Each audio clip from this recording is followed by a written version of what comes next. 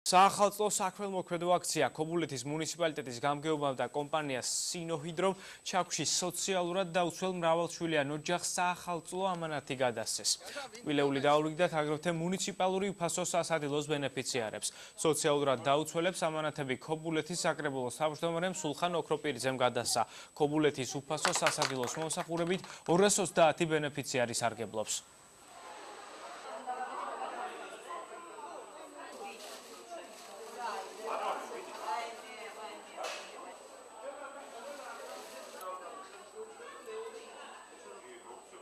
ჩვენთან არის შეპესე ორგანიზაცია სინოჰიდრო, რომელიც გზების მშენებლობას აწარმოებს. დღევანდელი ეს ამ ოჯახში მოსვლა არის ზუსტად ის, რომ 40 ოჯახს მუნიციპალიტეტის თანადგომი და ფინანსური მხარდაჭერით არის ამ კომპანიის 40 ოჯახს, რომელიც არის სიხარების ზღვარს ქვემოთ, საახალწლო პატარა ამანათებს ურიგებთ. ბენეფიციარი ქობულეთის უფასო სასადილოს მიიღო საახალწლო ტკბილეულ და მინდა ყველა მათგანს მიულოცო ახალი წელი.